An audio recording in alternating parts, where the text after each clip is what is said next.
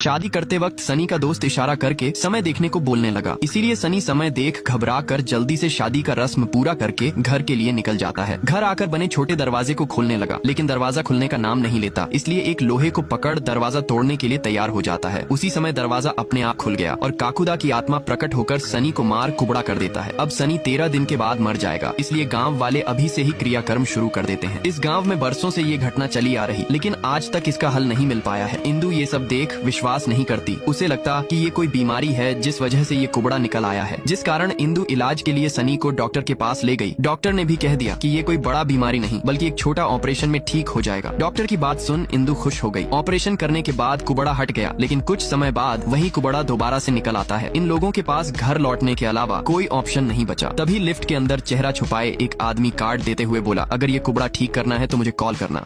घर आने के बाद इंदु कुबड़ा ठीक न होने पर निराश होकर बैठी हुई थी। तभी उस कार्ड वाला आदमी के बारे में याद करने लगी। असल में ये भूत भगाने वाला एक विक्टर का कार्ड है। विक्टर भूतों से बातें कर उन लोगों को मोक्ष दिलाता है। उसी समय इंदु विक्टर को कॉल करके गांव बुला लेती है। रात के समय जब इंदु काकुदा आत्मा के बारे में बता रही थी, उसी समय दरवाजा खटखटाने का आवाज आने लगा। विक्टर ने मशीन निकालकर ये देखने लगा कि इंसान है या आत्मा, लेकिन दरवाजे के पीछे सनी दरवाजा खटखटा रहा था। अब चारों मिलकर काकुदा आत्मा के स्थान पर चले जाते हैं। कुछ ही समय में आत्मा का सिग्नल भी मिल जाता, इसलिए विक्टर चार्ट पेपर की मदद लेकर आत्मा से बातें करने लगा। तभी इस पुतले का सर हिलने लगता है। ये देख तीनों वहाँ से भागने लगे। भागते समय पुतले ने सनी के हाथ को पकड़ देता है। ये जानकर विक्टर को भी घर लेकर आ जाते हैं। पेपर की मदद से पूरी बात नहीं होने की वजह से विक्टर भूतों की आवाज ट्रांसलेशन मशीन निकालकर सुनने लगा है। तभी मशीन से कुकू पहलवान की हवेली का आवाज आने लगा। इस गांव में शाम 7 बजते ही एक आत्मा आकर हर घर का छोटा दरवाजा को देखने लगता है। अगर छोटा दरवाजा नहीं खुला रहने पर उस घर के आदमी को मार कुबड़ा कर देता था। यही हादसा शनि के साथ भी हो चुका है। इसलिए सनी का कुबड़ा ठीक करने के लिए कुकू पहलवान के हवेली पर चले जाते हैं, क्योंकि आत्मा का शरीर को यहीं दफनाया गया था। शरीर को जलाने के लिए जमीन खोदकर कंकाल तक पहुंच जाते हैं, लेकिन उसी समय अचानक से हलचल होने लगा और काकुदा की आत्मा प्रकट हो जाता है। आत्मा को देख विक्टर आत्मा से बात करने का कोशिश करता है, लेकिन आत्मा बिना बात सुने ही विक्टर पर हमला कर दिया और उसी समय बुलंद आवाज में चीखने लगा, जिसे सुन इन लोगों ने दोबारा से कंकाल के ऊपर मिट्टी डाल देते हैं। अब आत्मा इंदु के पास चला गया, लेकिन आग की वजह से इंदु बच जाती है। कुछ समय बाद विक्टर समाधि से निकाला हुआ टोपी को देख रहा था। इस दौरान टोपी में एक आदमी का नाम लिखा हुआ दिखाई देता है। इस नाम को फोन में सर्च करने से उस आदमी का पता मिल जाता है। इसलिए अगले दिन विक्टर इंदु के साथ उस आदमी से मिलने चला गया। आदमी से पूछने पर बताया कि काकुदा एक सर्कस मैन हुआ करता था और इतना ही नहीं, उसके अंदर जादुई शक्ति भी मौजूद था।